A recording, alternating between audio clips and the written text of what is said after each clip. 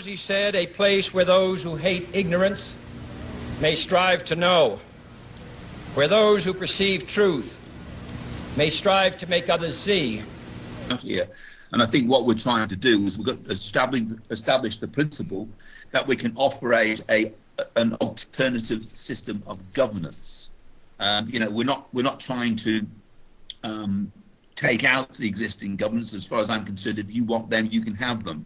What we're trying to demonstrate is there is a better way to do this. And any system of governance requires its own liquidity. So we're actually talking about creating new liquidity. And I'll give you an idea of what we've been pushing around, that we would put £250,000 into everybody's property account. So people would have two accounts. One would be a property account and one would be a current account. So just put aside for the moment the fact that everybody who comes to the lawful bank potentially will get £250,000 in their property account, with which they can buy a new home or they can pay off an existing mortgage. Then we come back to the current account, and the current account we will £100 coming from their system, so it's £100 sterling will come from their system and will be banked in the lawful bank, and against that cash deposit we will create a liquidity of 10 times that amount. So £100 creates £1,000, and that liquidity is then available to spend to our system. Now, the reason that we are using their money to start with is that we need an interface. If we go into a pub up the road at the moment, they're not going to accept our new currency, are they? They're going to accept the old currency. So we need their currency as an interface whilst our currency actually develops its confidence. Now, if I took £20 of their money and retired it, I use that term, retired it, put it away and replaced it with our £20, I could then go up the road and spend our £20 with the knowledge that we actually had their £20 to back it up. Now, a retailer might turn around and say, well, what's this money here? I've accepted this £20. What's it really worth? I'm a bit uncomfortable. We can say, well, we can actually exchange it for sterling if you want to, and prove the point by exchanging it.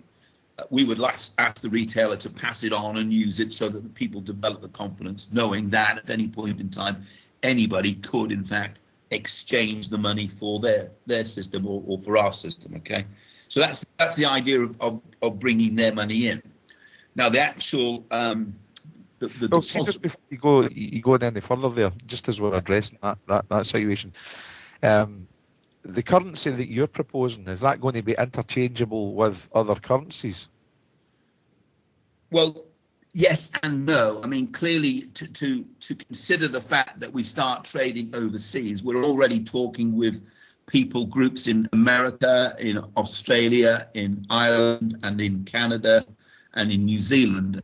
They've already started to form their own groups to set up a lawful bank in those countries. So they will set up their own lawful bank, and we will have our own lawful bank, and those groups will interchange. Those groups will be able to transfer between each other. But none of those groups will function properly until such times as they've actually got their critical mass of users in place. So it starts by the idea, we've got all the software, we've got the terminals, we've got the cards, etc. That's all done, that's all sorted. What we now need is the critical mass of people. Would it be though, Roger, that people can't interact between different nations? You know, if you want to look at it like that way, you know, with other currencies, with other countries. How can work between them? How can they be interchangeable? Is that a case of you've got to appreciate what you've got first and foremost in this country. America, let's say the Bank of America, for instance, right? They turn around and say, "Oh, we don't recognise that as a legitimate currency, so therefore we're not going to deal with you." Well, they're going to say that. The point is that we're actually not. We don't want to deal with their system. That's the whole point. What we're doing is we're creating an alternative system. And in this country, we're going to have two systems. We'll be working in parallel. And our system is going to be a tiny system compared to theirs. And as our system proves itself to be better than theirs, then ours will grow and theirs will shrink. That's part of the mechanism. And as far as working with overseas banks, we're not interested. That's the whole point. You can't interact with other banking systems. You can only interact with a new system. That's why I'm saying that the only way we can interact with the Irish or the Canadians or New Zealanders, whatever, is if they actually set up their own independent system to communicate with us. But what we shouldn't do, Gary, is complicate the issue about overseas. What we need to do is have a clear understanding of how the system will work in this country. When we understand how it works in this country, then we can start exploring how it will work with overseas countries. So I think it's very important to focus on exactly how it is that if I've just said, for example, if you bring £100 sterling from their system into our system and we create £1,000 of liquidity, what listeners are saying is, well, come on, how do you spend that liquidity then? It's, you know, you can create as much liquidity as you like. It's of no purpose to anybody until you can spend it. So that's where the principles of lawful rebellion kick in. Well, okay, well, call me dumb here, okay? But let's just say right out the blue that I've put £100 in your lawful bank, right? Okay. Okay, that produces 10 times as much, yeah? Yeah. Okay, so I now have effectively got £1,000 in my bank account with a lawful bank, yeah? Yeah. Right. Now, if I took that out, or I took a portion of that out and I went shopping one day, you know what women are like, Roger, you know, I want stop that. Stop right there, okay. Right, so if I wanted to... No, stop, let me finish. Now, before you go off on an explanation, I'm going to clarify the issue that the liquidity in the system of £1,000 can only be spent within the system, okay? You can't draw more than 10% of the liquidity out as cash. So that you put £100 in, you've created £1,000 of liquidity. That liquidity can be spent within the system. And remember this, 97% of the money in their system is through liquidity. It's not through cash. Only 3% is cash. Our system is 10% cash. So if you spend your £1,000 and it transfers to somebody else, that person then actually will be able to draw out 10% in cash. So they will be able to draw out either £100 of our money in paper money or £100 sterling if they so wish. So there's never any more than the amount of sterling put in that can be withdrawn from the system, okay? So the key point is, I'll come back to this, the key point is, if we've created £1,000 worth of liquidity in our system, how do we spend it? So let me answer that question, because I know people out there listening are saying, come on, how do we spend it? So the key point is this, that we are basing the whole principle on the fact that we have a right to govern ourselves. And that right includes the right to own our own resources, our own essential resources, which is the water that falls from the sky, the gas and electricity, okay? Those are resources the government should be supplying to us as cheaply as possible. We believe that's a function of government. So what we're going to do is we're going to set up escrow accounts for the gas companies, electricity companies and the water companies. So when you get a bill from the water company for £100, you can pay from your £1,100 to the escrow account that belongs to the gas company or the electricity or the water company. Okay, so there's how you're spending your liquidity. You've also got provision for the banks. Now the banks, let's just imagine for a moment that you have a £100,000 mortgage with the HSBC. Within the context of our liquidity, we can create £100,000 of liquidity and pay off that mortgage. Now what the mortgage company is going to say is, hang on a minute, you've just made your money out of nothing. And we're going to say, well, that's exactly what you've done. The difference is our system is democratic because it's been voted for by the people, by our members, by the people who use our system. Who's voted for you?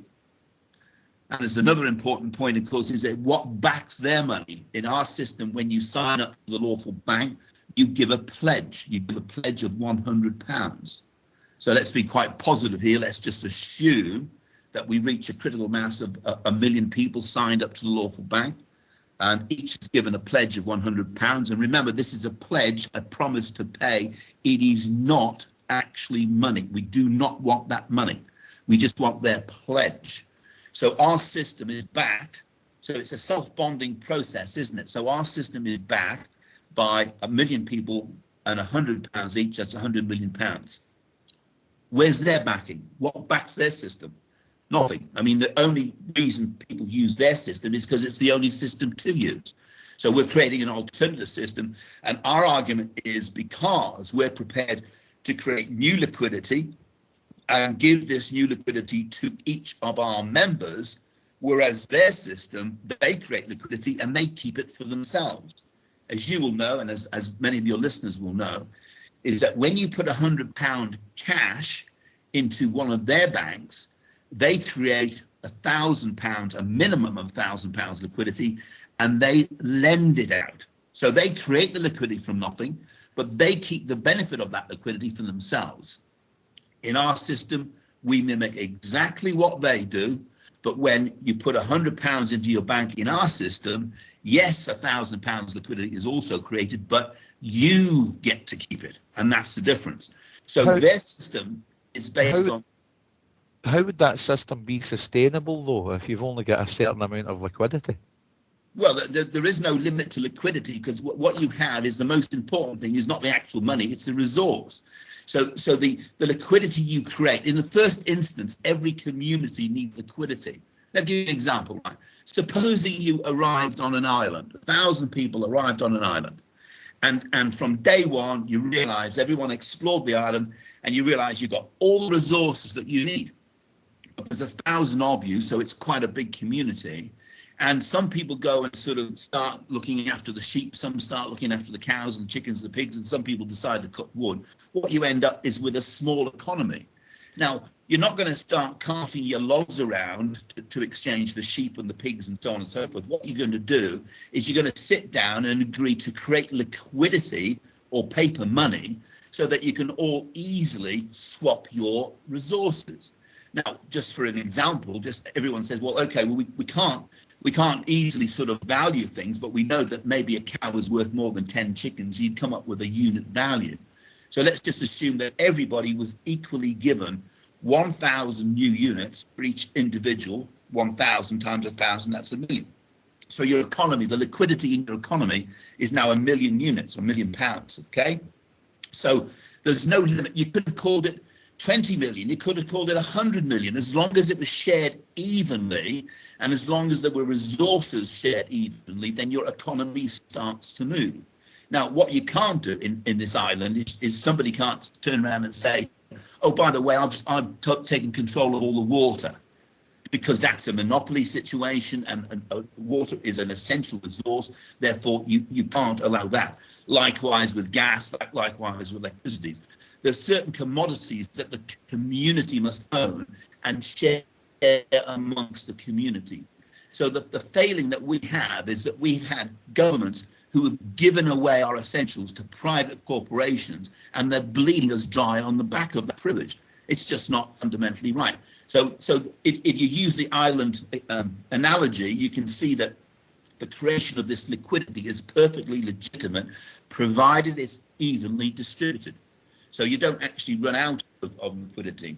What you don't do on your island is you don't say, okay, we've created £1,000 for each individual. Now we're going to create another £1,000 for that 10 people over there, but not the rest of you.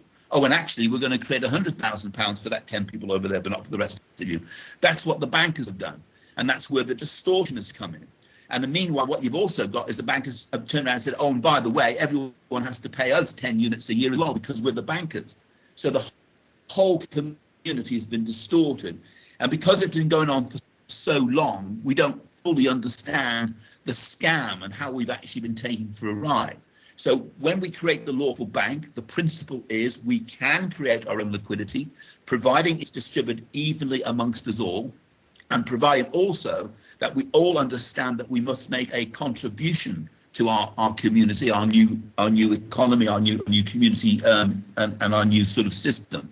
So the simple principle is, as long as it's quality built into the system from the word go, everybody will benefit. Right. Well, see, I was listening to your YouTube video, right, and you know, you're mentioning things like you're going to be employing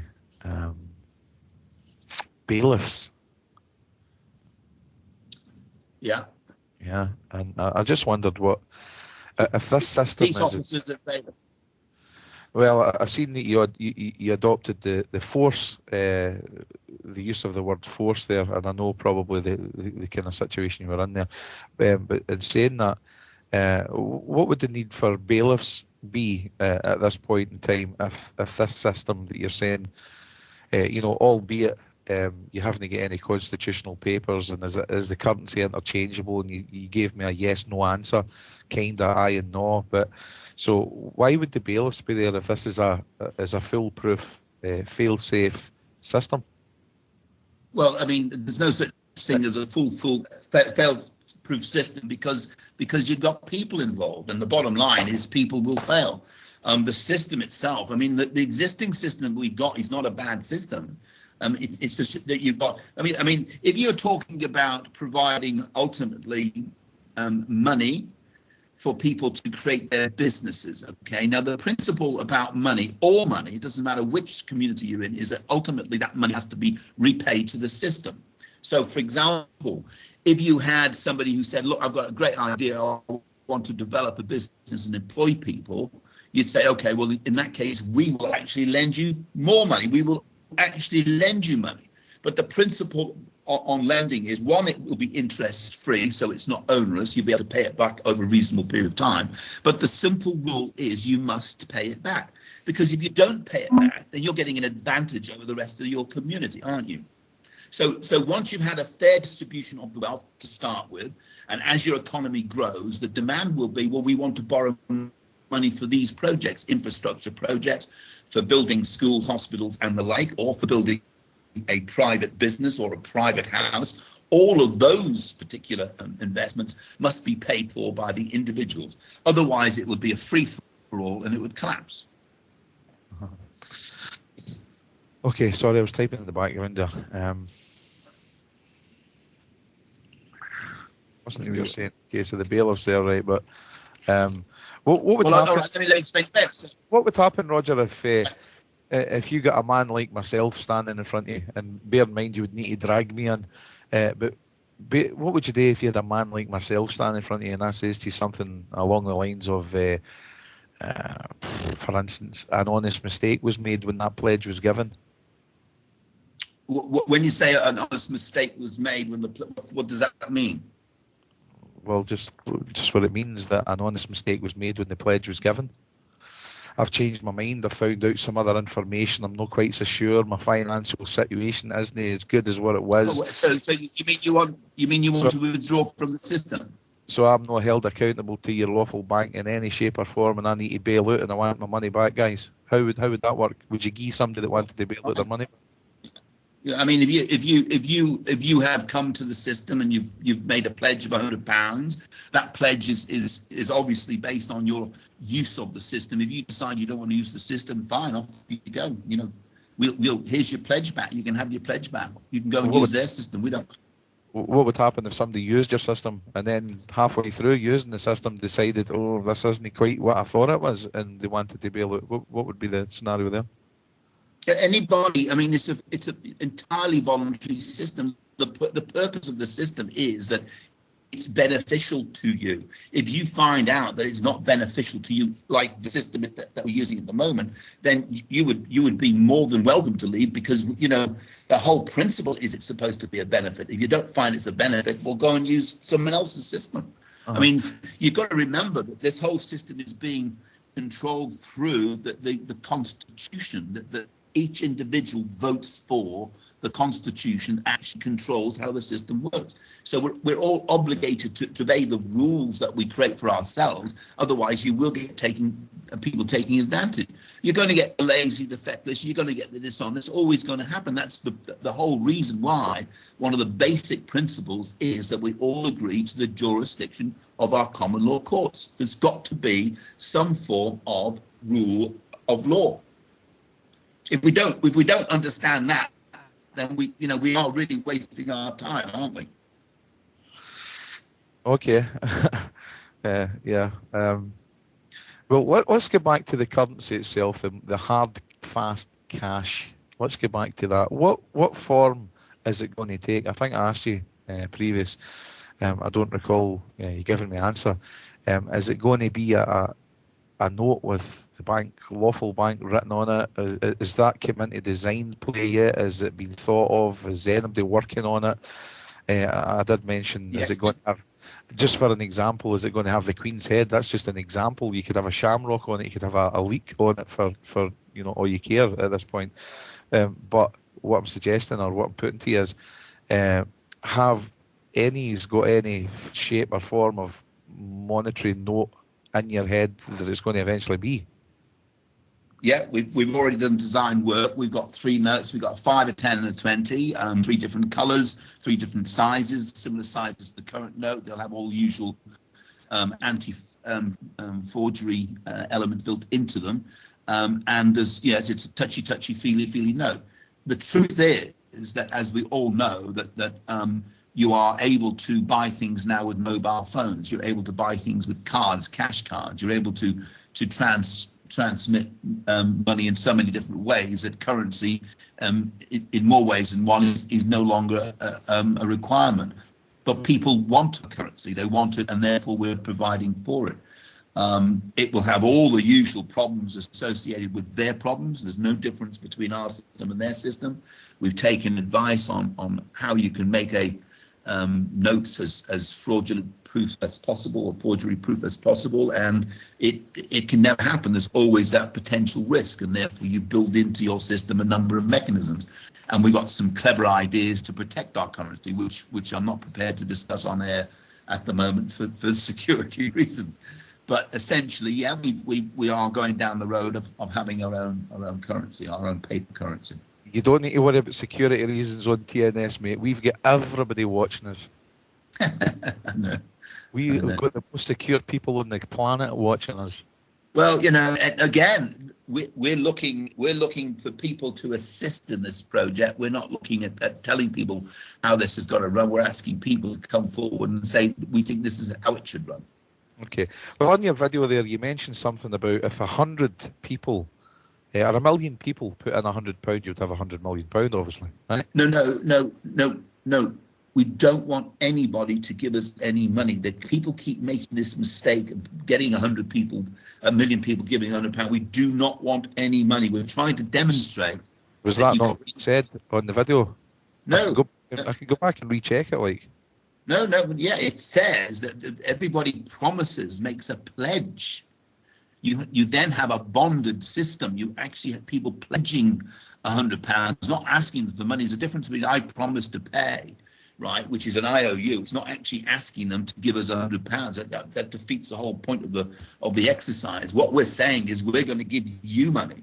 If we get enough people, if we get a critical mass of people who effectively say, yeah, we're going to use your system and to hell with their system, then we create our own liquidity. So once we create our own liquidity, the question is, all right, well, where do we put this liquidity? And the answer is, well, we put it into the hands of the people who are going to use the system. So no, we don't want anybody's money. We are going to create the money and we're going to give it to people.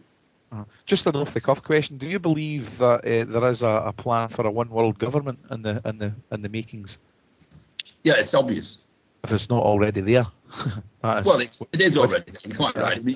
Anyone who doesn't think it is basically got their head somewhere where we won't talk about. But they're even telling us they've got. I think there's several hundred members of Parliament are members of the One World Government organisation. I mean.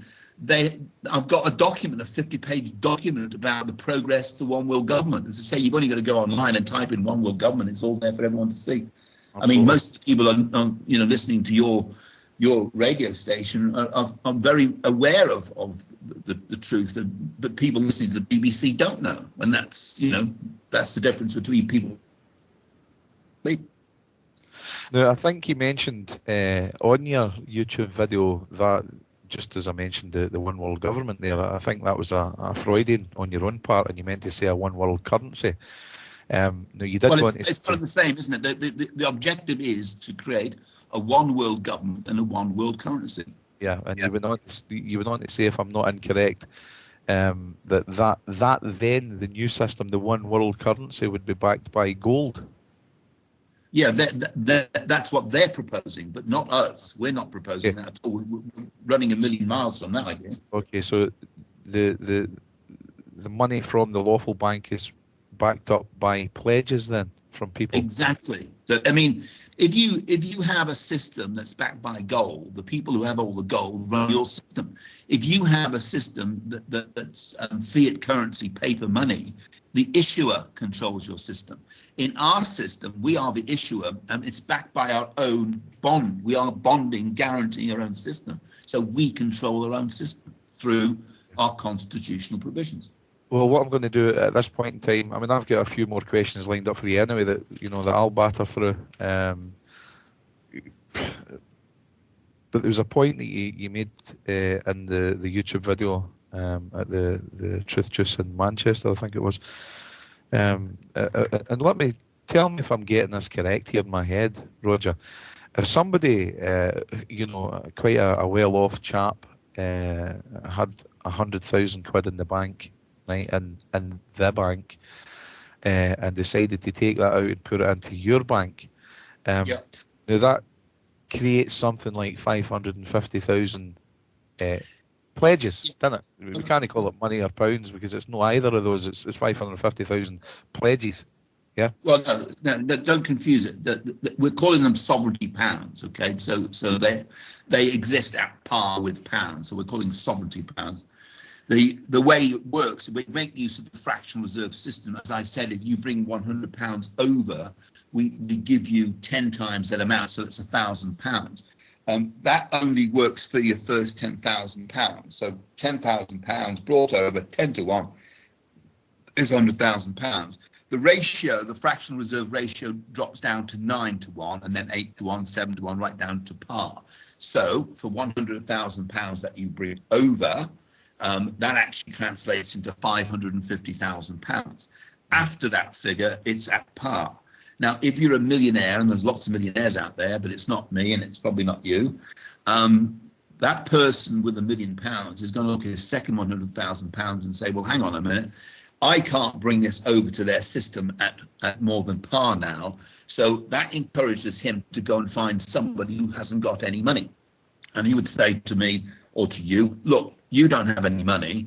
I'm going to give you my £100,000. Will you please bring that over to the system and we'll do a deal? Now, I'm going to say yes, and you're going to say yes, and anybody out there who doesn't have any money is probably going to say yes too. So what that means is the wealthy person, yes, will benefit, but so will poor people. So what happens is it's not a transfer of wealth, it's a leveling of wealth because there's parity in the system. So we're encouraging wealthy people to bring all their money over. And of course, the more people bringing their money over to our system, the more their system weakens and eventually will collapse, leaving our system with their money. Well, just as you mentioned, fractional reserve and stuff like that, there's actually 2 points. That the first point I was bringing up was about the wealthy chap who's got a spare couple of £100,000 lying about in his bank account. Now, as you suggested on your YouTube video, and it's just something I picked up, I may be completely wrong here, but I think you're suggesting that, hypothetically speaking, if somebody had £100,000, they put the first £100,000 into the bank, the second £100,000 they would give to someone, a member of the lawful bank, who's not quite as well off, and they put that £100,000 into the bank. Did I pick you up correct on that one? That's exactly right. Would that not be sort of fraudulent in some form? Would that not? No, why? No, it's actually be encouraging. We actually say that if you don't have any of their money to bring over, then you can be gifted that money by a wealthy individual, and yet you can bring, say, that £100,000, and lo and behold, you've now got an asset worth £550,000. But you will have contracted with that wealthy individual to pass some of it back. That's the deal. All right, we're basically saying that the guy with 100,000 or the spare couple of £100,000, and he's just literally going to give his hundreds of £1,000s away. Yeah, he's going to contract with somebody. And the way it would work is if I had £200,000, I'd bring my first £100,000 over, and I'd have 550,000. Let me finish. £550,000. I would then be looking to benefit myself by bringing the second £100,000 over at a higher ratio. So I'd find a poor person. I'd say, look, here's £100,000 conditional upon. When you bring it over to the system, we will divvy up the 550,000 between us, whether it's 80-20, 60-40, I don't know, I don't care.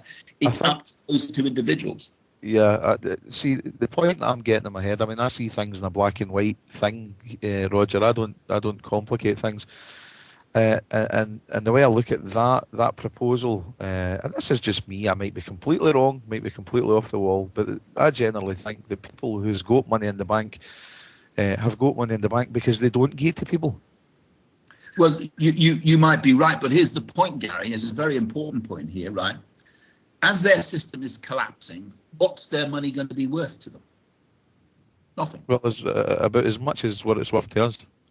Well, the thing is that as our system evolves, as our system through the mechanism of giving £250,000 every individual on who adopts our system, we're going to get people coming over because they've got nothing to lose. And as people start to use our system, wealthy people are going to be saying, hang on a minute, what happens if that system takes over from the existing system and this system collapses? If we haven't got our money over, then we're stuffed because it's no good to anybody. So it is one system versus the other system. And ultimately, there's a lot more people in this country who do not have £100,000 than do have £100,000. And my point to those people is, look, what system do you want? Do you want to use the lawful bank system in which you get £250,000, or do you want to use their system in which you've got nothing? And I think most people say, well, actually, I think it's worth looking at the lawful bank. Now, here's a very important point, because people will say, well, where's all this wealth coming from?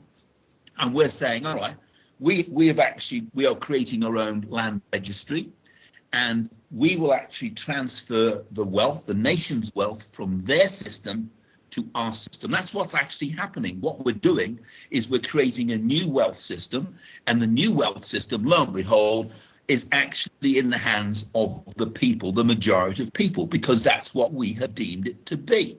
So it's a case of, do we want to change the system? Do we want to change the system for our benefit? Or do we want to keep hanging on there using their system? And I think people need to wake up.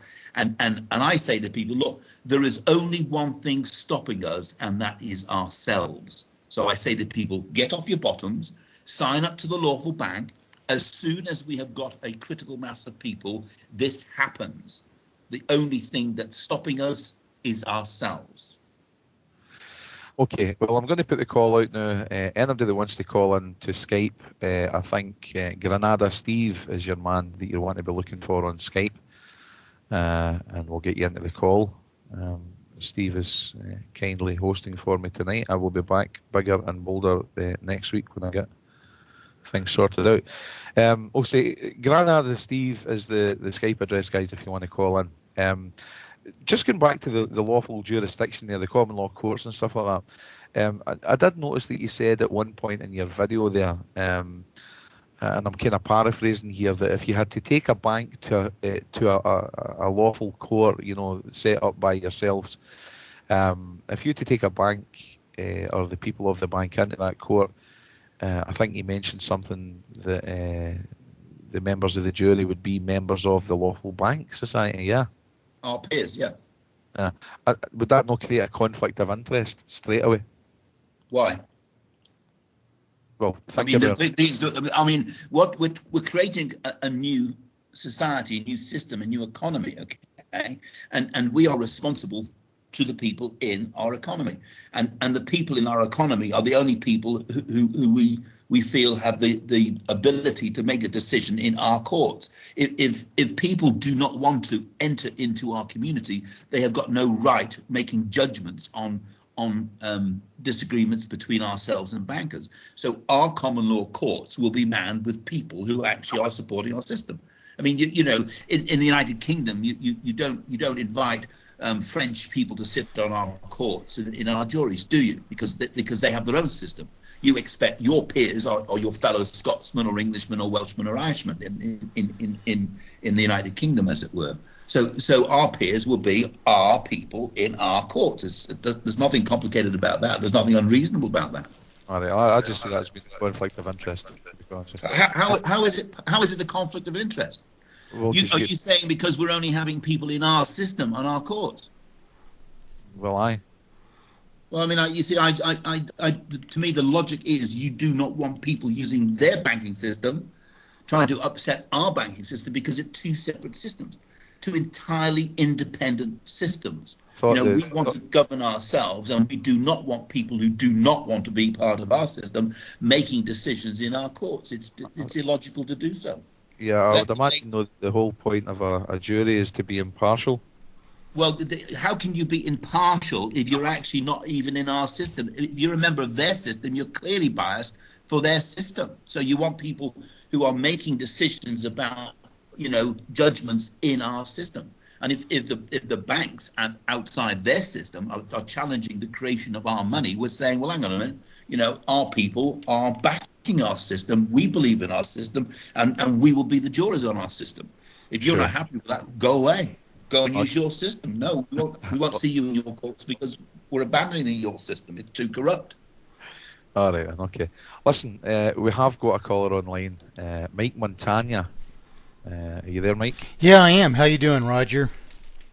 How are you, Mike? Just fine, just fine.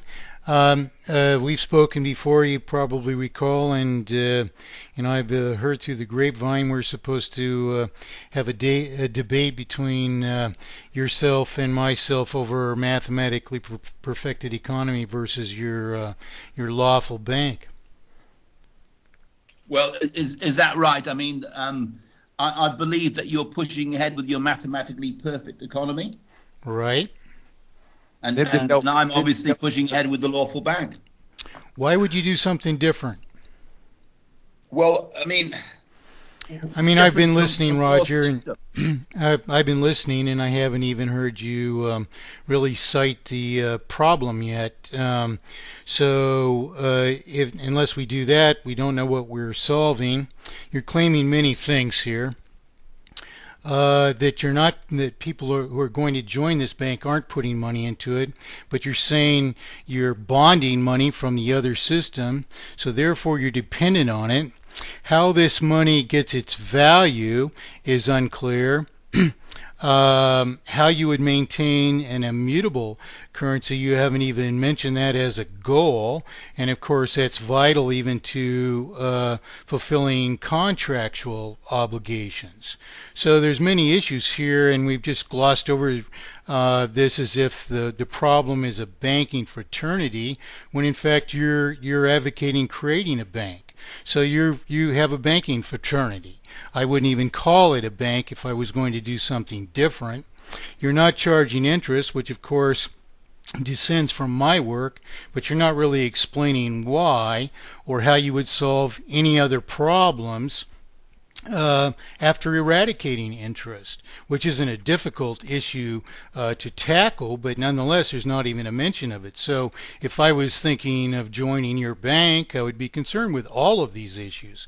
How is it sustainable? Why isn't your currency interchangeable with other currencies? Why aren't you able to account for disparities in values of other currency, which is something we have to do if we're to have world trade and this bank is to take over. Now, if you don't even have a constitution or a set of rules, I'd also wonder why you're going to turn over management of this bank to 100 managers or whatever it's going to be, because the thing that gives money value is incontrovertible principle, and I'm not hearing any of that. So that's why I'm asking you, why would you go a different direction question, and you haven't given me those answers yet. Can I be any more specific or provide any further questions? I mean, there are further questions. I've been typing them down and taking notes here, but let's begin somewhere. How do you have immutable currency, and how are you going to sustain that if you're bonded to another system? Right. Well, I think you probably brought about 50 points there, Mike. And let me ask you this question. That's a fraction of them that I've got so far. Yeah, I know. And the thing is, for the benefit of listeners out there, you got to appreciate that a lot of this is so complex. I mean, you are an intellectual. You understand this system inside out, and you have come up with a perfect.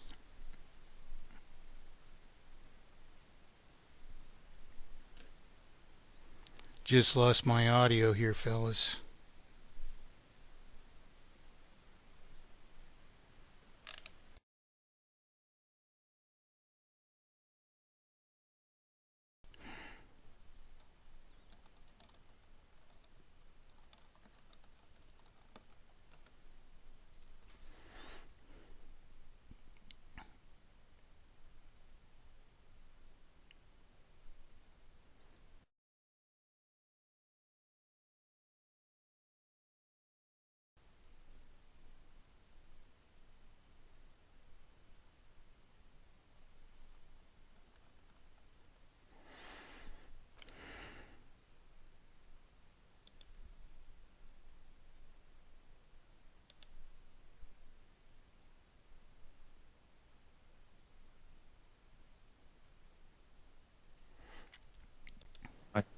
Yeah, I can hear you.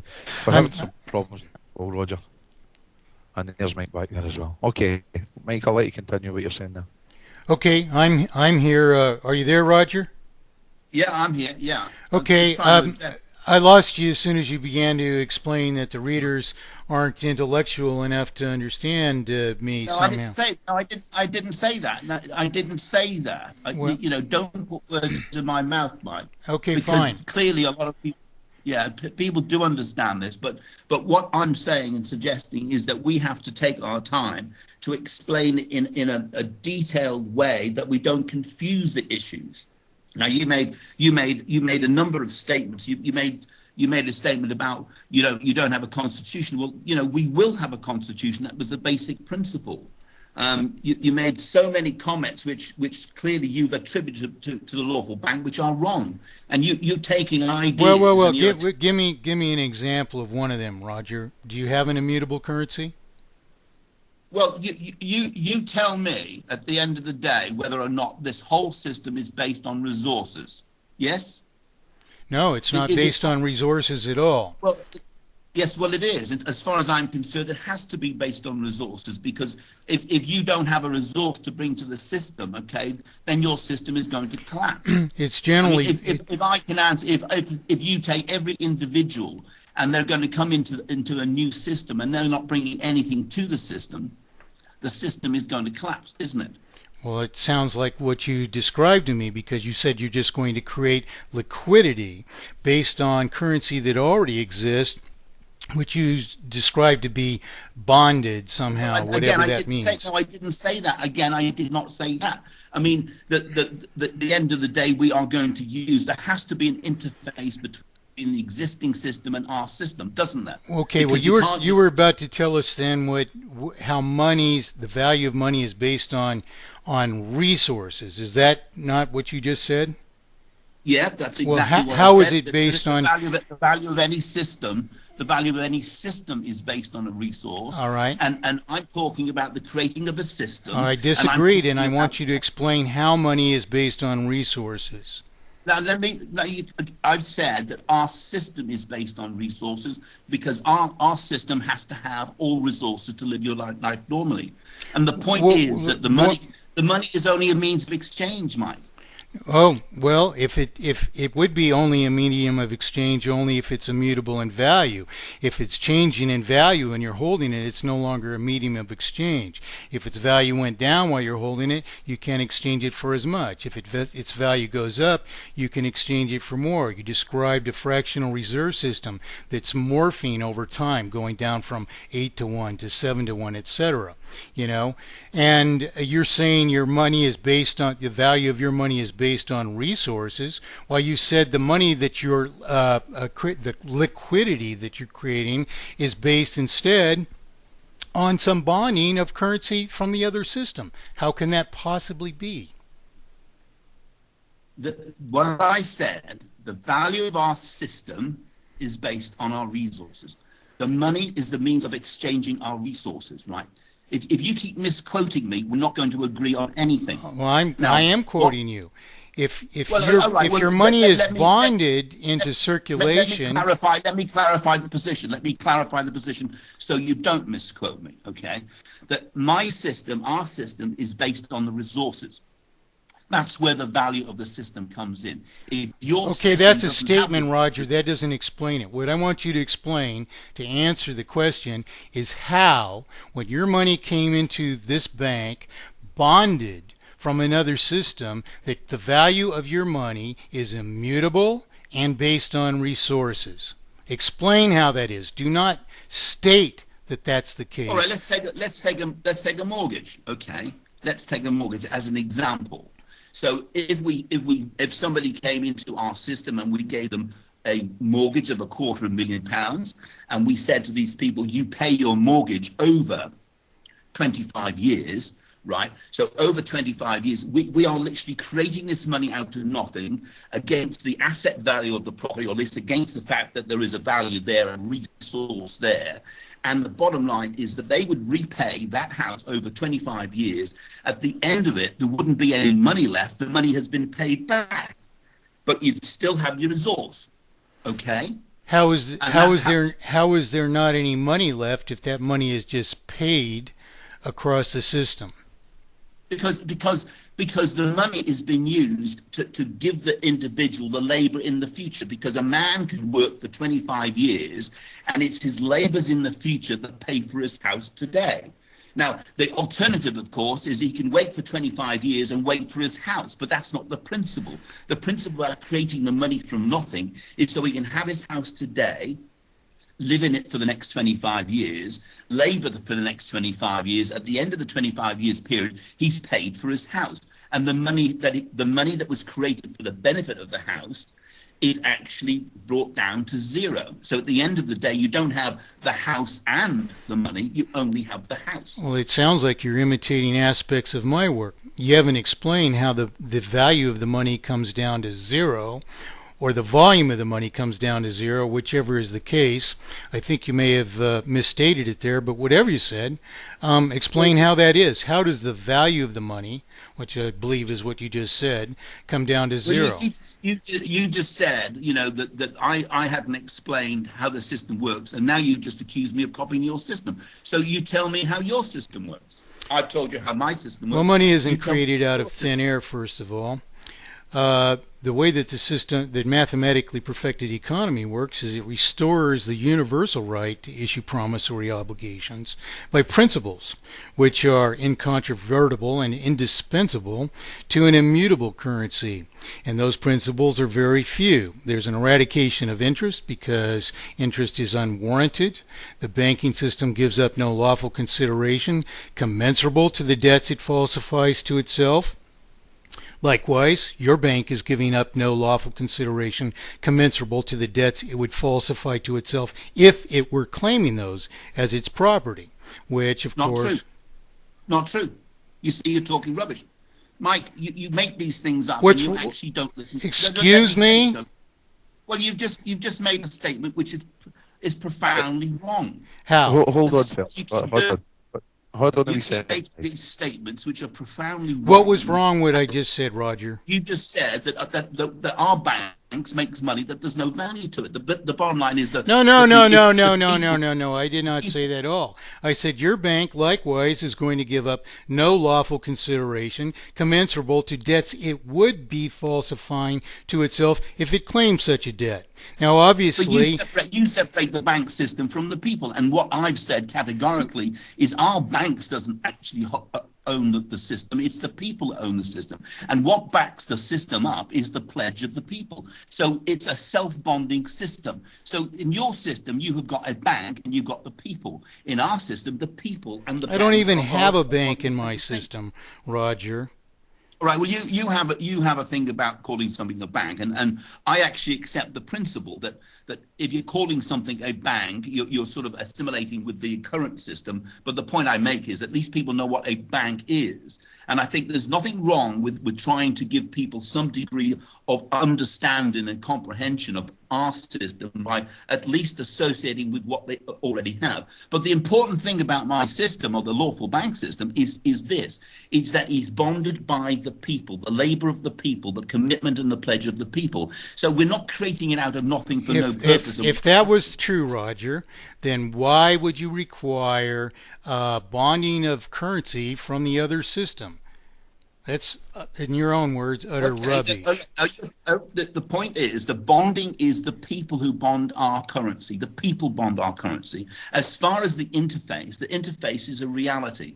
Because at the moment, what we're talking about is that if I go up to the What pub, do you mean the people bond your currency? You just said that they have to pledge so much currency from the prior system to your system, and you're going to give them so much credit, which wasn't even, or liquidity as you describe it, which wasn't even the same volume.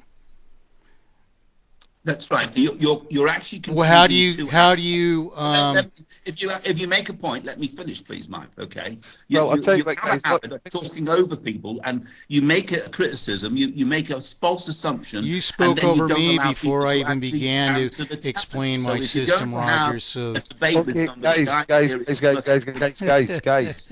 let me interject. This is the problem, Garry. Go ahead, Garry. Yeah, but let me interject here, okay? Let's remember who the host is here. I'm the host, and I'm trying to speak. I certainly didn't bring you on, Roger, to get you into an argument or whatever on air with Mike Montagne. Mike, I don't believe that you called in to get into an argument with Roger. No. We're disseminating, we're just dissecting the information here. This isn't anything personal. What we're all about here is for the benefit of the people. It's not a personal jibe, so let's keep it to facts only, and let's keep the kind of argumentative tone, if you would, to a minimum. Okay, there's a difference of opinion, there's a difference of ideas, but let's go about it methodically.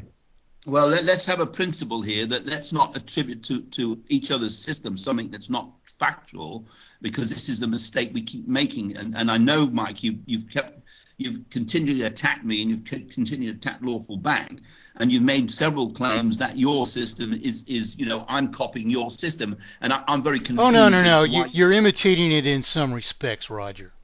All right. Well, obviously, imitation is the biggest form of flattery, and I've always maintained, I've made this statement over and over again. I think that the mathematically perfect economy is a brilliant system. I have no truck with you, but the bottom line is I don't think that you have the same presentational skills as other people. And one of the biggest problems that we've got is that people do not understand the system that we've got and the system that we need to move to. And so what I have done is I've created an interface that people actually do understand. And I think this is it's both a compliment and a criticism. And it's that you are an intellect, Mike. You're a very clever individual. But when you've finished talking, people don't actually know what you've said.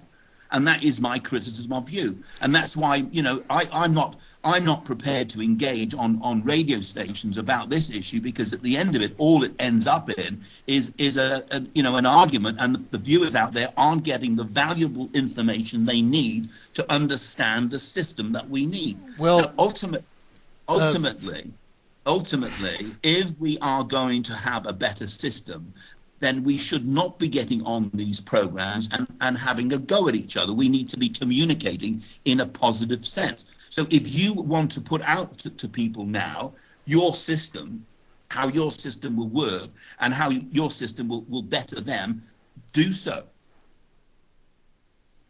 Well, fair game, Roger. You've claimed that people can't understand me, and that evidently you're implying that you have better communication skills. Therefore, this bank, without even a constitution, is somehow going to solve our problems. But if that were the case, now, Roger, it's my turn to speak. this bank will have a constitution. Would you please stop saying that? You're wrong. I have made it perfectly clear that our bank will have a constitution. Will you stop saying it won't have, please? I didn't say it won't have. I said it doesn't have. And it's not a bank yet. Could I just interject here? And I'm speaking as a guy that's on the fence, just presses buttons and asks questions here, right? Would it be fair to say, okay, you've not got any constitutional papers or anything like that drawn up? That's like trying to advertise a Volkswagen Beetle, but you haven't actually made it yet. That's not a good analogy at all.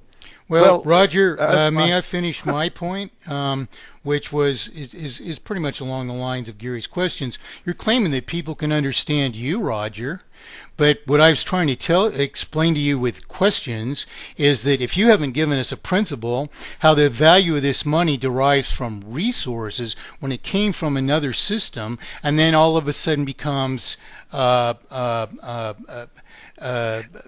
you said, liquid. You create liquidity, which is even a disparate value.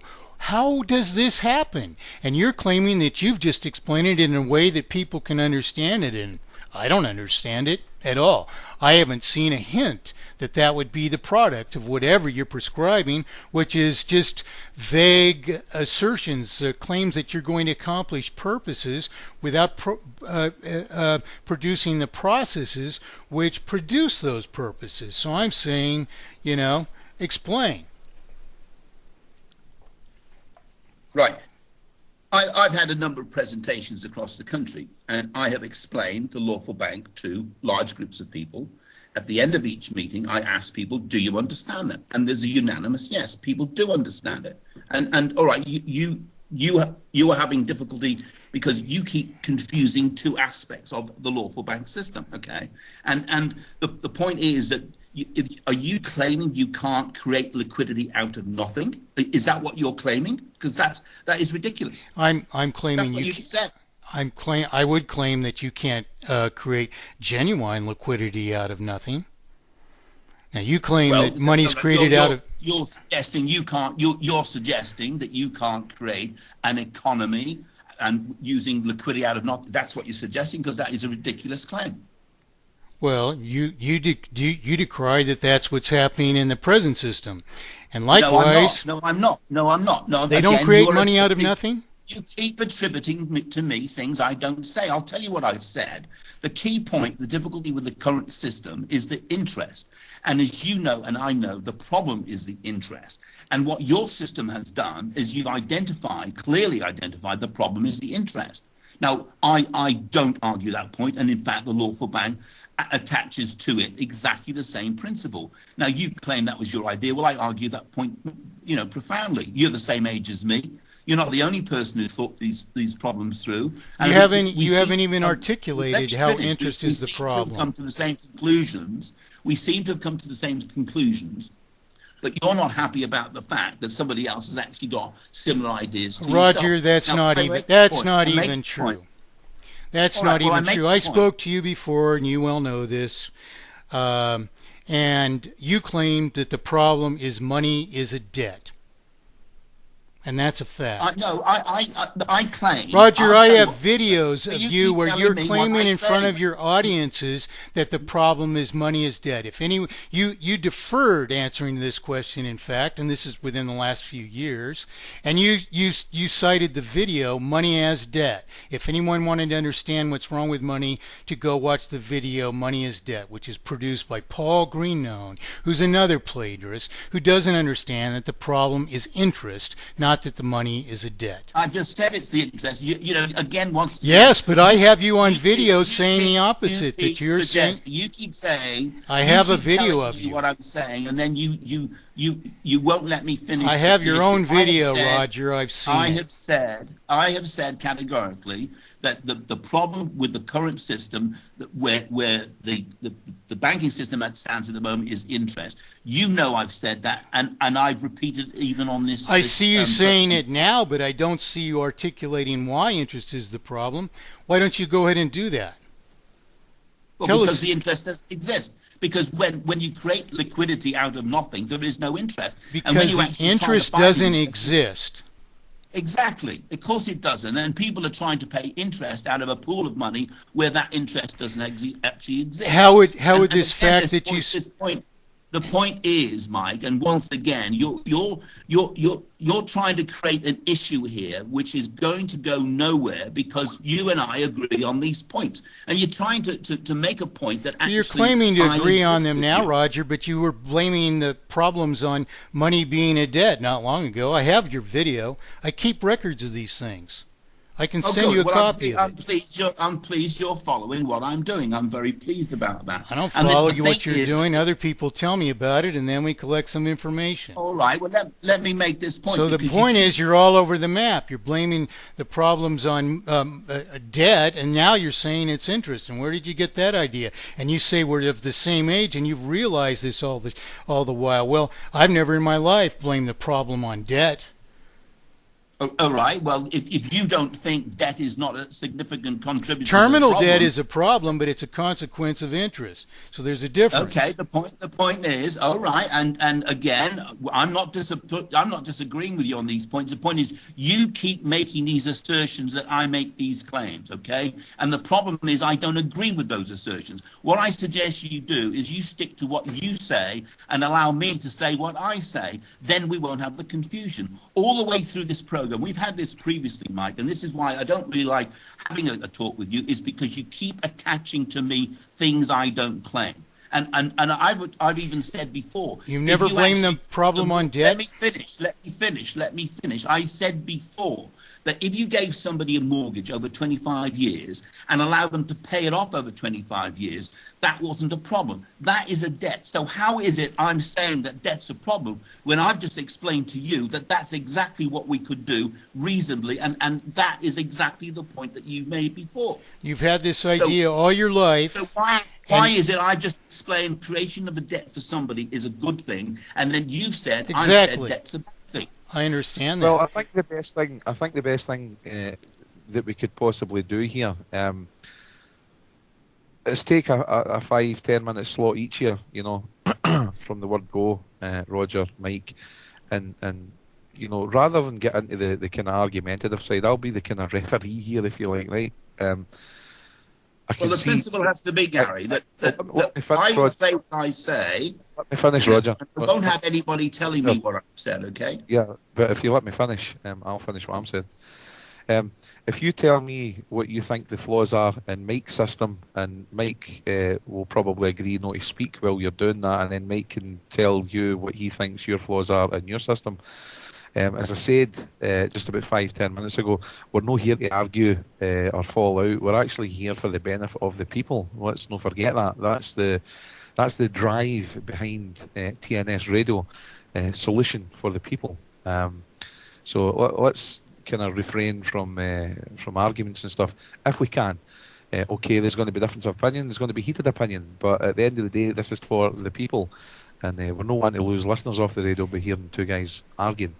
So also, Gary, I'll agree not to, I'll speak contiguously until I'm finished, and if you want to give us 5 minutes each, that's fine, however many minutes, or if I finish earlier, I'll say I'm done now, and then the other person can speak unless he wants to interrupt again. That's fine with me. Okay. Right, Roger, heads or tails? It's heads. You go first. I think I made my point that I'm happy to tell people what the lawful bank is, how the lawful bank works. What I won't have is I won't have Mike telling me what I've said my system is. So let Mike go first.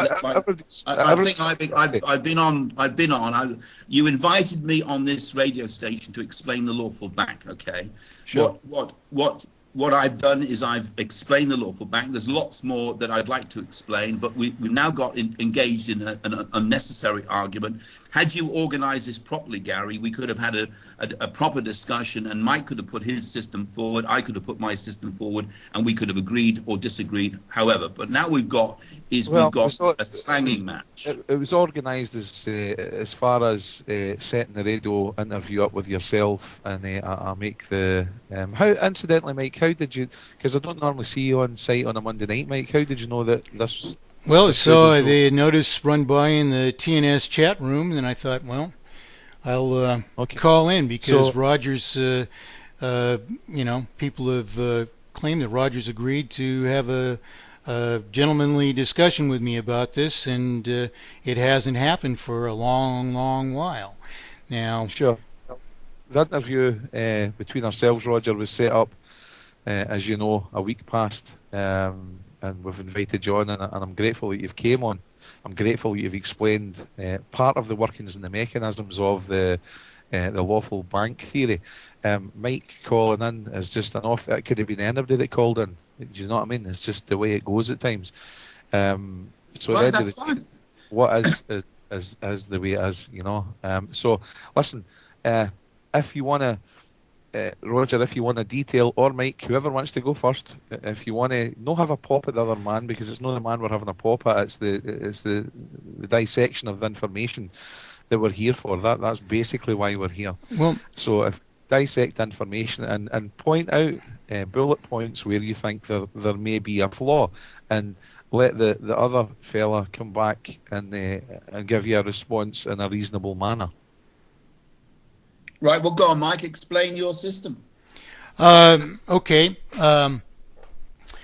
It achieves mutable value in currency by maintaining a perpetual one-to-one-to-one relationship between remaining circulation, remaining value of represented property, and remaining obligation to pay just so much for the remaining value of represented property by simply restoring the universal right to issue promissory obligations free of exploitation and subject to an obligatory schedule of payment which retires principal at the rate of consumption of related property.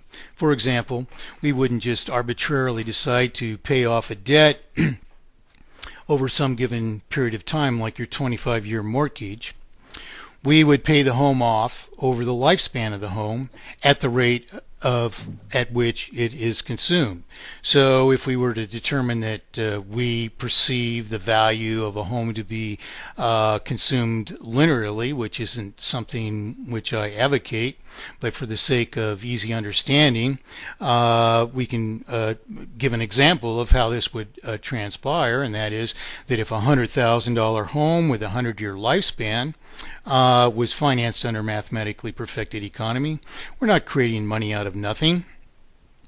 We are allowing a person to issue a promissory obligation to pay the principal at the rate of consumption of the related property. So the $100,000 home with a 100-year lifespan would cost $1,000 per year, or $83.33 a month, linearly under mathematically perfected economy.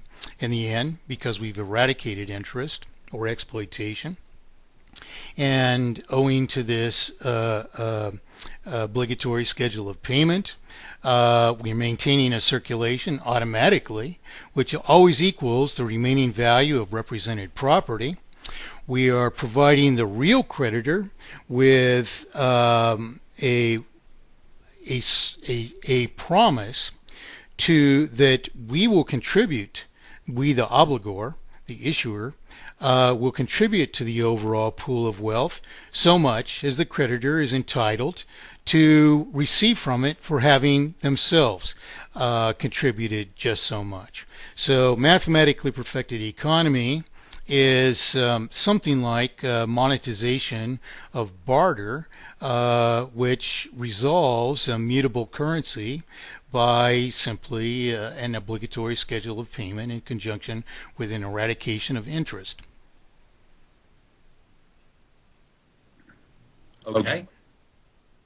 All right, you've honed in on property, and you've explained how your system works, and I'll explain my way of explaining this. But that we will create £250,000. This is just an example, right? We will create £250,000 and we put it into somebody's bank account, and we will allow them to buy a property with that money created, provisional on them paying it back over a period of time, be it 25 or 30 or 40 years. In order to pay it back, they will go out and they will work and they will earn money in our system, and they will pay their wages into the bank account to pay back their mortgage. That's a simple explanation of how the lawful bank works. So the reality is that you are actually taking a house that exists, which has value. You are allowing somebody to occupy that home and pay it off over a period of 25 years. So what you're actually doing is you're allowing them to get an advance on their own labours. And the benefit of getting an advance on their own labours is that A, that they can live in the house now, and B, that they can pay it off over a long period of time. And you said over the life expectancy of the property. Well, if the life expectancy of the property is 100 years, 200 years, 300 years, yeah, maybe you and your ancestors might like to pay it off. But my view is that the person who should pay it off is the person who has actually occupied the home and used it for the period of their lives. So that's my explanation of property. Okay. Well, obviously, home which outlasts... Do we disagree on anything there? I was about to speak, Roger. Obviously, if the lifespan of a home exceeds a human lifespan, then that person who lives in it during their lifespan would be paying more for the home than they consume of it. And likewise, if they paid it off during their lifespan, or this term that you described to be however many years, which you don't give any math for figuring it out, likewise, the circulation would not equal the property that exists that we might want to convey of it. So therefore, you violate this principle of a one-to-one relationship between remaining value of represented property and remaining circulation. So you don't have an immutable currency. Well, all right, let me challenge you on your point, okay? You said that if the house lasts longer than 100 years, it should be paid for over the lifespan of the property, okay? So just assuming that you assume it's going to be 100 years and you pay it off over 100 years, what happens if the house still exists? Your system therefore fails on that simple principle. Whereas if we assume that somebody is going to make a contribution over their lifespan or a reasonable lifespan, and it's not onerous, there's no reason to actually suggest that having a property that's paid for still in existence is the problem. What I suggest that the mistake that you make is that you're assuming that you can get an exact identity as far as the lifespan of the property, which clearly is a nonsense. Because at the end of the day, we've still got homes that were built 400 or 500 years. So you can't come up with a perfect mathematical calculation as to how long the house is going to be in existence for. You have to assume that a reasonable period of time in which the home can be paid for is 25, 30, 40, 50 years, whatever. Well, that doesn't answer for the fact that your system fails to preserve an immutable currency, nor does it account for the fact that if we approximate the value of a home, and we know approximately how long homes last, as well as other goods and whatever that we consume. And so, if we... that's a false assumption, isn't it? I'm speaking right now. And so if we depreciate the value over a lifespan, you're saying it's a false assumption that we can understand approximately how long a house should last, given how it's built, where it exists, how it's maintained. Now, even if we error in that, it doesn't matter that we pay for it over what we consider to be its lifespan, in such a way that the remaining circulation equals what we've considered to be the remaining value of that house over its whole lifespan.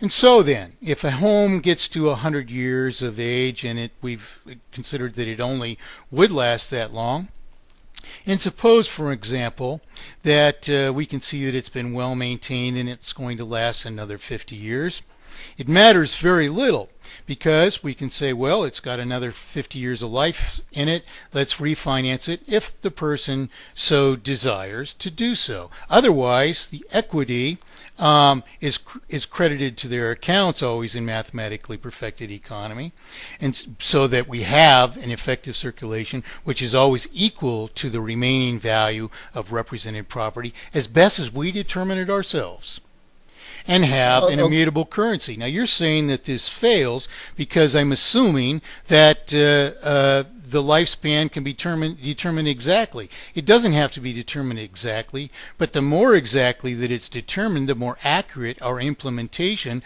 of a principle which is vital to maintaining a vital circulation, and which you're just dismissing offhand, saying that we can't determine what the approximate lifespan of a house is. How would you maintain an immutable currency then? Or do you does it even matter to you? I think you've just backtracked, because I said that as far as I was concerned, it was reasonable for the property to be paid over a given period of time. Whether it's 25, 30 or 40 years is not the point. But what you've said, and I challenge you on, is that you would pay it back over the lifespan of the property. And I've said, well, you don't know what that lifespan is. And then you've then gone and said, oh, well, if the property has value in it because it's been taken, you just allow the equity to remain with the owner. Well, that's effectively what I've said, only the equity of the owner is there earlier because they've paid the mortgage off. So I don't think that you're offering any different solutions. What you're doing is you're if you like, calculating it over a longer period of time. So you still end up with exactly the same situation, that you've still got a house at the end of the day that's been paid for over a period of time, whether it's your 100 or my 30, 40 years, whatever. You've still got a property that has value, and yet the money that has been paid towards it has extinguished. Okay, so I don't see that you're offering any different solutions or different systems. You're just presenting it in a different way. And Mike, this is what I've said from the word go, is that I have never actually had any issues with your system. It's just the way you present it. The lawful bank is a different way of presenting the system. And yes, I do believe that the way I present the lawful bank is different to the way that you present your mathematically perfect economy. And I don't believe that we're doing anybody any justice by claiming that one system is better than the other. I believe that we have to satisfy ourselves that the systems are different. And that's my simple conclusion on that point. Well, I have videos of you lecturing people on economics, claiming what's wrong, claiming it was debt. And now you're imitating my system, except for the lifespan of the property, which you're denying is proper. And you're saying at the end of the day it makes no difference because the equity remains of the owner. But if you're amortizing the debt over a 25 or whatever year lifespan, then it's not the equity is not a property of the owner. Moreover, there is a difference at the end of the day, because if you depreciate the promissory obligation over anything different than the lifespan of the property, then if it were more than the lifespan of the property, then the obligor is receiving more than they're paying for. They're getting something for nothing. And if it's less than the lifespan of the property, you're not maintaining a circulation which maintains a perpetual one-to-one relationship, as I have said 3 times now, between remaining circulation and remaining value of represented property. And at the end of the day, the difference is if you depreciate that property over 25 years instead of 100, then the costs over the time that you're occupying it, which is a fraction of its lifespan, so you're not consuming of it all, is 4 times as much. All right, so let's hone in on that issue. So in principle, what you're saying is that the property must be paid for over its full lifespan and not paid for, as I'm suggesting, over a shorter lifespan. And I can see the logic. I don't have any issues there. Your issue is that if you have an item, an asset that is in existence after it's been paid for, there is a distortion in the system. That's what you're claiming. And I can understand that, but I don't believe there is a problem there. I believe that by virtue of the fact that somebody has paid for an asset and that asset is in existence, in other words, it hasn't expired, unlike a car. If you buy a car and it's £10,000 and you pay for it over 10 years and it's of no value to anybody at the end of it, then it's you know, the system is balanced. But with a property, it's different. I still maintain, Mike, that fundamentally there is no difference except in the period of time, the actual equitable value in the property at the end of the period of time, or the length of the period of time. I don't think there's a fundamental difference. So you know, we move on. Okay, my next question would be, being as that these principles are upheld only by strict, faithful adherence to them, where then is there any room at all for management, as you claim? And you said if the management doesn't comply with the Constitution, the members would have some ability to, I would assume, straighten things out. But why is it that this should be a private entity created by someone such as yourself, when mathematically perfected economy adheres to this principle of immutable currency, which can only be achieved by paying promissory obligations off as we consume of the related property, which is over its lifespan? And so, why would you do this differently for yourself, especially if you're going to employ people and ostensibly pay them salaries and however many people are necessary to manage something, which can only be achieved by strict adherence to principles? Why the room for all this, and where is this going to be in this eventual Constitution, which we haven't even seen?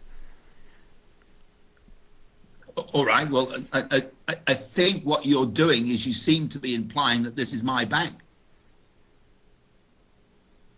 Why would you create it? Why wouldn't we all create it? Okay, it is my idea, but I made it perfectly clear from the outset. This doesn't belong to me, Mike. This belongs to the people. It's a concept. It's a system. It's an economy for the people. It's run by the people for the benefit of the people, and it's got to start somewhere. And the mere fact that I'm the person putting it forward doesn't mean it's my bank. In fact, I made it very clear at the very beginning of this program that I was not actually going to be a part of the committee that actually decided what the principles on which the bank should operate, because I didn't believe that it was my position to do so. And if you say that why haven't we seen the constitutional principles on which this bank would operate? And the reason is because this is something that's to be decided by the group of people who will form the initial committee.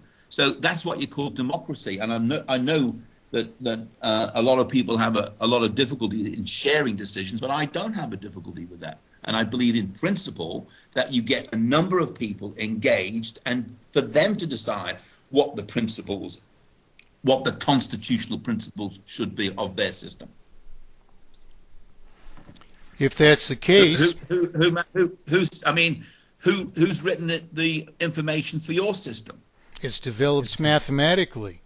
And it's proven mathematically that if you deviate from the principles, you haven't solved three categoric faults, which are circulatory inflation and deflation, or volumetric improprieties, systemic manipulation of the cost or value of money or property, which is a combination of volumetric and dispositional improprieties, or you haven't solved, in the case of the present economy, dispositional improprieties or maladisposition, which under the present system is inherent, irreversible, and therefore terminal multiplication of falsified indebtedness by interest.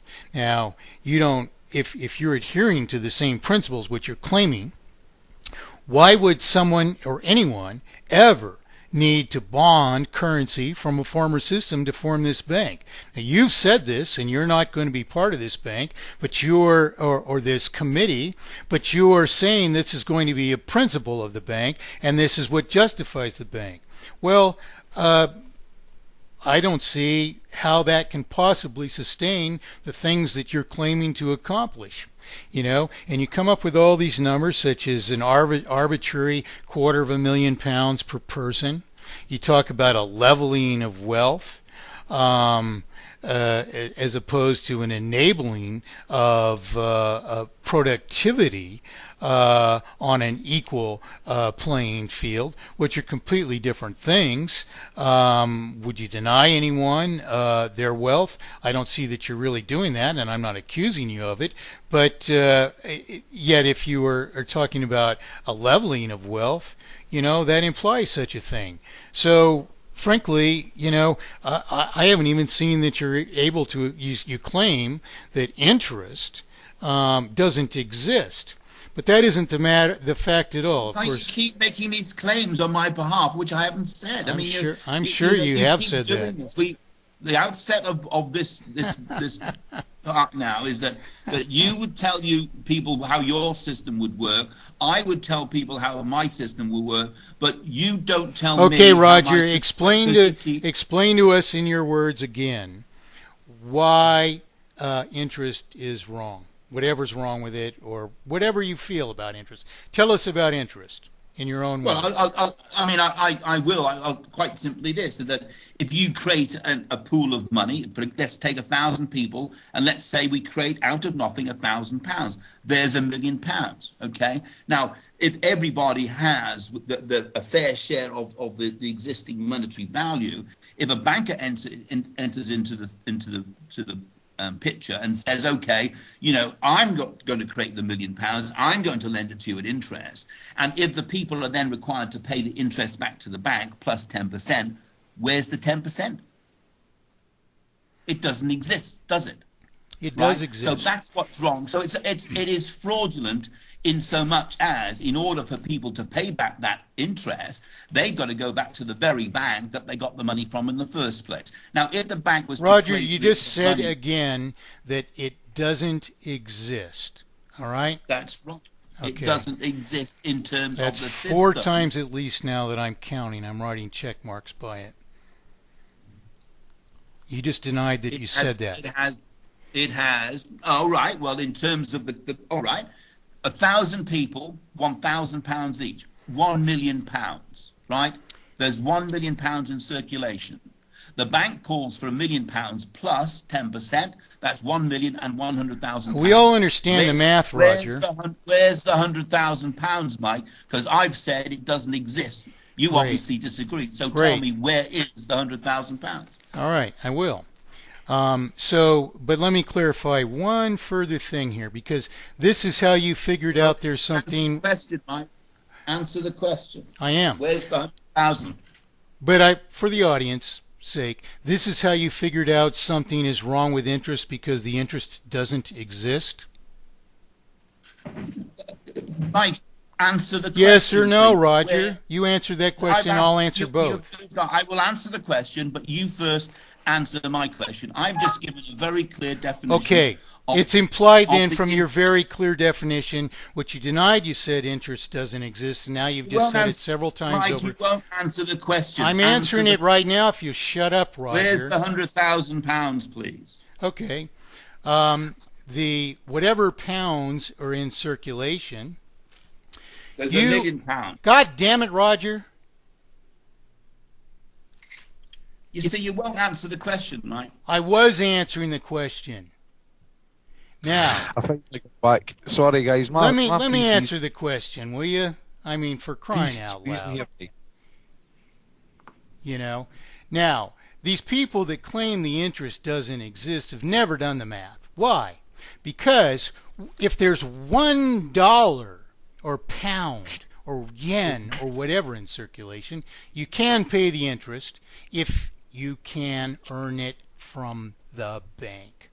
And that's the problem. Not that it doesn't exist, Roger. The problem is that we can't all earn this from the bank. And you can't explain that because you never figured out what is the problem with interest. You're just repeating what you read from somewhere else, and you're pretending to be the authority that solved all these problems. While you just claim that, oh, it'll fail because we can't determine how long a house lasts. It just has to be Roger's arbitrary 25-year lifespan or whatever. But so long as we can earn the interest back from the bank, Roger, we can pay it. It doesn't matter what the circulation is, so long as we can earn the interest from the bank, we can pay it. Can you prove that's impossible? Look. Can you prove that's impossible, Roger? Answer the question in your own words. Well, it was a fault. You know, the point is, why would you want to earn from the bank? Sure, the point that's a further point. But the point is not that it does not exist. That is not the problem. The problem is that you have to earn it from the bank. Now, why do you have to earn it from the bank? Because otherwise you have to borrow it from the bank, which is what multiplies falsified indebtedness to a purported banking system into terminal sums of falsified debt.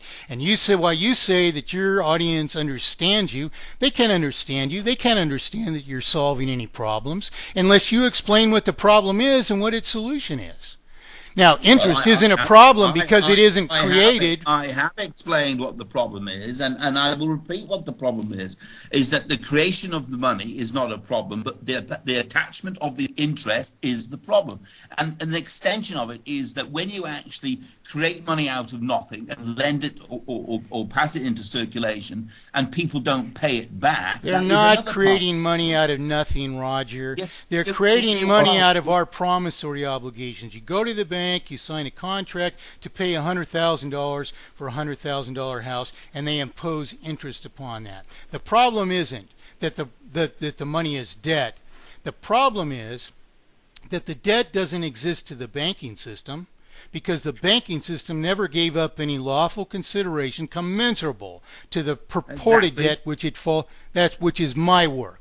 Now, you haven't been talking about this for years. You didn't expose the people to this. You can't claim you're making the people understand this when you say the problem with interest is it doesn't exist. The problem is not that it doesn't exist. The problem is that it isn't warranted, and that in order for it not to be a problem, we would have to earn it from the banks. And on the other hand, if we can't earn it from the banks, in order to persist in servicing falsified obligations subject to interest, therefore we have to borrow the principal and interest that we pay out of the general circulation back into circulation as a new debt increased by so much as periodic interest on an ever greater sum of debt until we suffer the present problems. Now, you can't even articulate that. No one who would say that the problem is because interest doesn't exist has explained anything to anyone, much less have they figured out what's wrong with interest, much less have they solved the problem by claiming that, oh, we can make the lifespan 25 years or 30 years in this bank we don't even have a constitution for. Do you know how many thousands of these propositions there are today? Why should yours prevail when it only deviates from the only principles which persist in an immutable currency, which is the only thing which imposes no injury whatsoever upon anyone? And you say at the end of the day it's all the same regardless what the lifespan is because you can't determine what the lifespan of a house is. Well, we can do a hell of a lot better than 25 years. Well, I'm not arguing. I happily go to 30 or 40. Well, then there's no need for your bank because I solved these problems 40 years ago.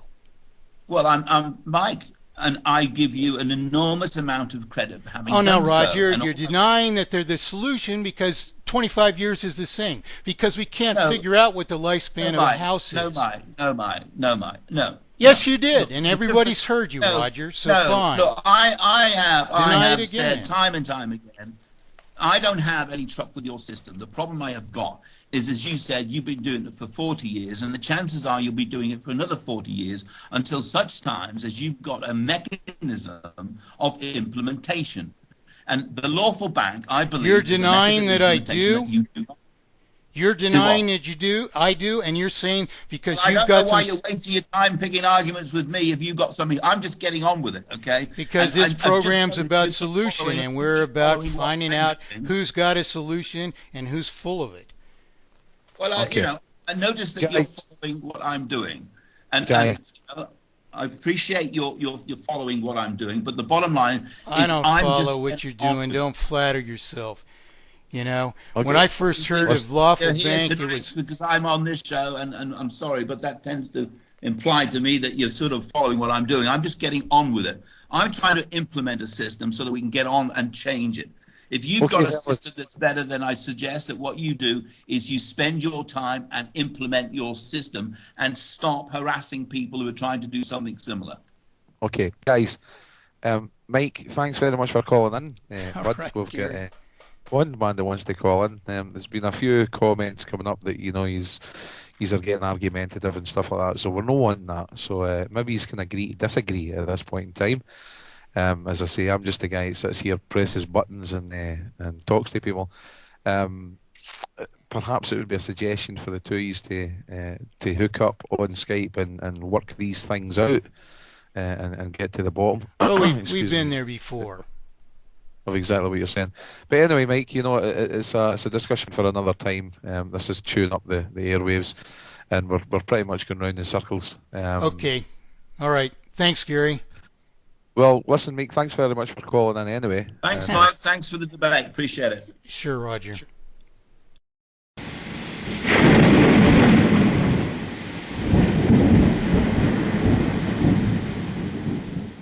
Our problems are man-made, therefore they can be solved by man, and man can be as big as he wants. No problem of human destiny is beyond human beings. Man's reason and spirit have often solved the seemingly unsolvable.